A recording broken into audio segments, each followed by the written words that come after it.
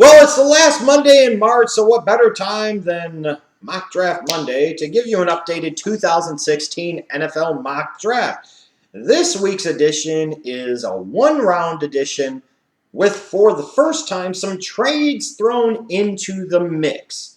Now, I know when we talk about draft trades, we know they happen. Some years, frankly, they happen more than others, and sometimes it's hard to predict. Like last year, I thought there was going to be a flurry of trade activity, and there just wasn't. What was there? 2 or 3 deals where San Diego moved up from 17 to 15, and then what else did you add? You had Denver move from 27 to 23 to get Shane Ray. I can't remember if there was another trade up or not that I can recall, but there just wasn't a lot of activity. So when I look at this year, I see the possibility for a lot of trade activity. I also see the possibility for not much trade activity because I don't see a lot of desire for those teams in the top 6 to really want to peel out of the top 6 because, as I've mentioned before, there are 6 players that to me are a cut above the rest when it comes to this year's draft. I don't know that a lot of teams drafting between 7 and 10 are going to want to peel out of their spot because if they peel too far back, there is even a bigger difference between prospects 7 to 10 or 7 to 12 than there is as you go further down. I think there will be some trade activity in round 1. I wouldn't be surprised if we saw more trade activity in rounds 2 and 3 than we do in round number 1 on that Thursday night. We've technically already had one trade, I guess you could throw in there, with Philadelphia trading away Maxwell and Alonso to move up from 13 to 8, where Miami was picking. So that's one trade you already have to throw in there. I've got a total of 4 trades going down, and I'll get to those in a moment. But let me talk about this mock. You'll notice that the first 3 picks are the same as they have been, I think, the last 2 times now, with Ramsey going 1 to the Titans, Wentz going 2 to the Browns, and Tunsil going 3 to the Chargers. To me, this is like the best case scenario for all 3 teams. You know, the Titans seem to love Jalen Ramsey according to all the reports, and he makes sense for them. And he is a more pressing need than Laremy Tunsil. And I don't know that Tunsil is better than Ramsey in terms of an overall prospect. So Ramsey's the dude. You got to go with Ramsey. For the Browns, maybe there's some temptation to take a Jared Goff there, but Wentz has to be the dude. Wentz needs to be the guy. This is not a situation where you overthink it, you get cute, you got Carson Wentz, you take Carson Wentz. And then for the Chargers, once it comes to pick 3, they got to be sprinting up to the podium, you would think, to take Tunsil, because he could be that long-term blindside protector. And they got to get him. To me, in a lot of ways, I really think this draft actually begins with pick number 4. Because there are a lot of different thought processes and opinions out there about what the Dallas Cowboys are going to do. They could go Ezekiel Elliott. That is an option. They could go Myles Jack. That most certainly is an option. Some people think they may go Joey Bosa, and that could be an option. I don't think it is, but I would think that Buckner would potentially be more of an option, and that's who I've got them taking here. But there's one of 4 players that are in play for the Cowboys at pick number 4. Well, actually, I take that. Let me step that back for a second. It's one of 5 players. Because when you look at the Dallas Cowboys and what they have done or have not done in free agency, the signing of Alfred Morris shouldn't necessarily preclude them from taking in Ezekiel Elliott, but it probably means that they wouldn't. So then you would look mostly on the defensive side of the ball. I think there's some character concerns about Joey Bosa and some schematic fit concerns about Bosa in the Dallas Cowboys defensive system. So I'm not sure he's the guy for them, although he could be. You look at Myles Jack. He obviously would be a tremendous fit for them, especially if they had him playing the weak side backer. But they've still got Sean Lee, Rolando McClain. They probably feel solid at linebacker. He is definitely an option. He is in play for them, but maybe he wouldn't be the guy. I would see in terms of defensive lineman DeForest Buckner being more of the guy that they would envision, maybe a bigger end for them or a guy that they could flip inside to play some defensive tackle as well. But when you look at the Cowboys and what they've done, or more importantly, what they haven't done in this offseason, it makes you wonder if that 5th player is the guy that they could be potentially targeting in Jared Goff. Maybe all this talk and shit about Romo, and we could still win the title with Romo is a big smokescreen. It's a bunch of bullshit. And maybe they're bought into the fact that they need to take whoever's left between Jared Goff and Carson Wentz. Maybe it's there. It's really hard at this point in time, I think, to envision what the Dallas Cowboys are going to do at number 4. I think it's a lot easier to envision what the Jaguars will do at 5. Myles Jack is there. Myles Jack is the guy because he's a front 7 guy. He could be the Bobby Wagner in the middle of that defense that needs some speed at the linebacker level. They would have to have Myles Jack. You throw him in there with Telvin Smith, you feel pretty good about that young linebacking core that you've got there with those two guys. A lot of speed in your linebacking core. Jack would have to be the dude. There's no Jalen Ramsey. You could talk about Bosa. You did just spend a first-round pick last year on Dante Fowler. Would you really need to spend money on Bosa? You've spent a lot of money in the past couple of seasons with Jared Odrick and Malik Jackson on the defensive line. Now it's time to beef up the back seven of that defense. Myles Jack seems to be a slam dunk. When I look at Joey Bosa, even with some of the potential off-the-field concerns and the lack of production in his junior year compared to his sophomore year, doesn't he just seem like an Ozzie Newsome type of player, an Ozzie Newsome type of guy? They may think that he could play outside linebacker in the 3-4, and if he was able to play outside backer in a 3-4, it probably would be for a team like the Ravens. They might view him as a Pernell McPhee type or a Terrell Suggs type. They like their outside backers in Baltimore to be a bit bigger. They don't have to be as quick of foot. So they might value somebody like Bosa. In this case, I still have Goff dropping past the Cowboys, but only going to number 7 to where the 49ers are. I'd be surprised if they still don't do a deal with the Broncos or somebody else to get Kaepernick out of there. Or even if they do keep Kaepernick, that shouldn't preclude them from taking Goff. I think the Eagles have traded up to pick 8 to get one of 3 players, either Ezekiel, Elliott, Joey Bosa, Ronnie, Stanley.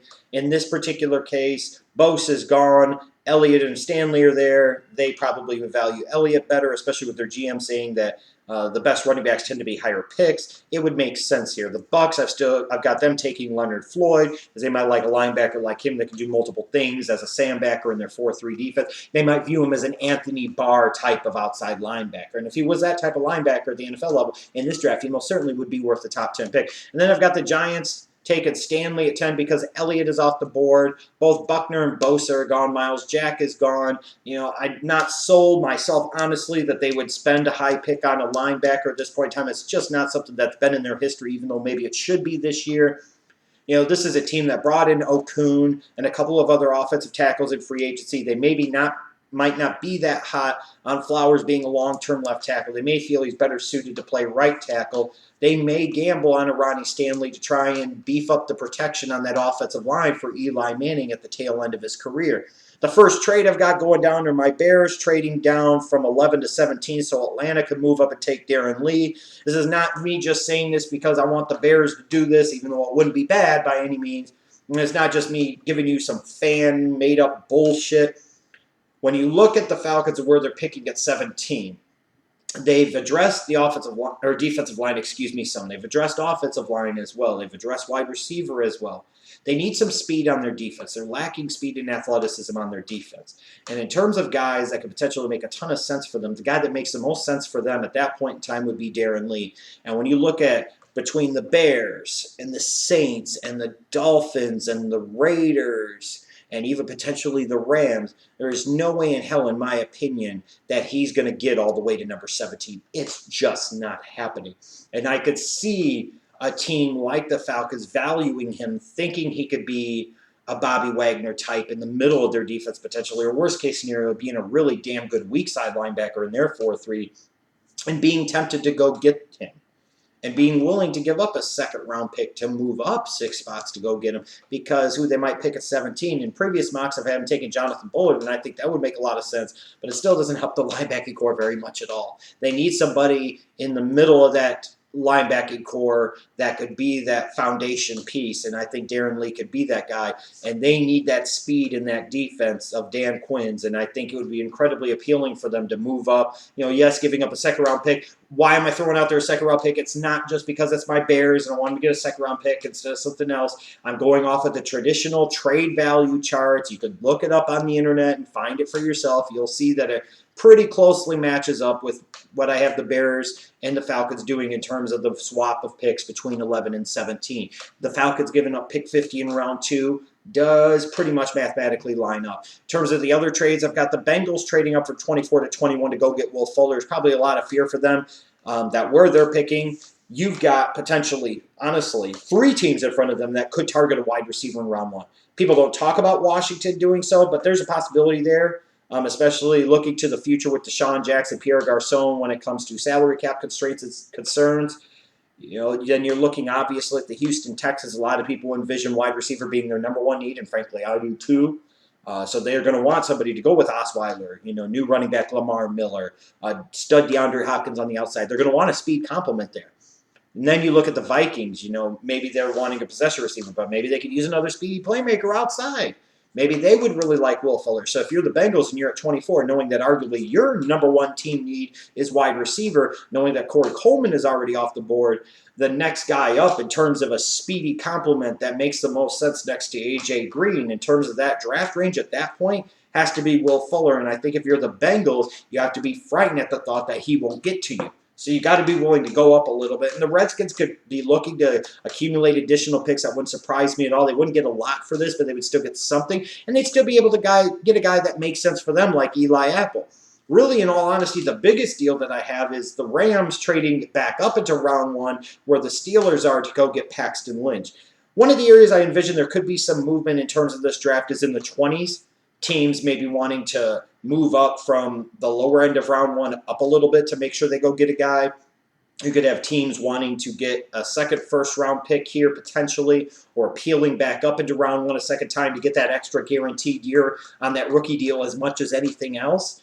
But you look at the Rams with Wentz and Goff already off the board. Is Lynch really worth the 15th overall pick? I don't think so. Is he really the 15th best player on this board? I don't think so. But when you look at the Rams, this is a team that's gotten a lot of draft picks in recent years. This is a team that still has 2 second-round picks this year and a third-round pick and a fourth-round pick. They still have the draft pick currency to be able to pull off a move like this. And when you're looking at it from a Pittsburgh Steelers standpoint, looking at it long-term, it would make sense to accumulate some additional picks here. It's not usually something the Steelers do. They don't do a ton of movement in the draft.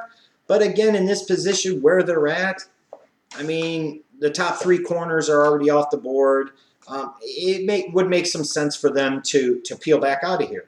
So it would be like a mutual beneficial thing to me where the Rams still get their quarterback to go with the wide receiver they got at pick 15 in Corey Coleman. The Steelers can move back and build up some depth in some key places. And then I've got the Jaguars trading back up into the bottom of round one since they got Myles Jack at 5, got some speed in their linebacking core. Now here's an opportunity. You passed up on a guy like Joey Bosa. Here's an opportunity to get yourself another athletic edge rusher to pair with Dante Fowler.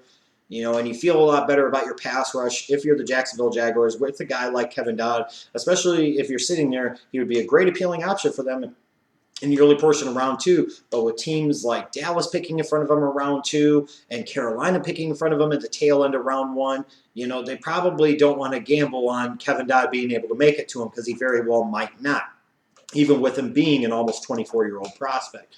So I could envision the Jaguars saying, hey, we spent a lot of money in free agency. We need to get marquee talent more than depth in a bunch of places, and we need to get marquee athleticism and speed in the front of our defense. So Kevin Dodd here makes a lot of sense for them as well. So at this moment, a total of 5 trades with one technically already having been consummated. Could there be a flurry of activity? There could be. Could there be almost no additional activity, maybe only 1 or 2 deals? That's very possible as well. It's one of these things that it's really hard to predict. And some of you may be saying, again, that I pulled these trades out of my ass. And frankly, I did because you're just trying to guess and trying to envision different things. How often do we actually really predict trades? I mean, it doesn't happen very much. It really doesn't. And at least I could say I went off of the trade value chart, so I wasn't making up the picks. It was kind of in line with what teams would do here. But I think it does make some sense. So let me know, though, ultimately, you're the judge, jury, and executioners, I guess, of this mock draft. Let me know in the comment section what you think I have going on for your team, whether you like it or not, what you think of my mock draft, or what you don't think of it. Let me know all of that, and I'll respond to as many of you as I can. I've got other videos coming up this week, and I'll be back next Monday with another mock draft, so stay tuned.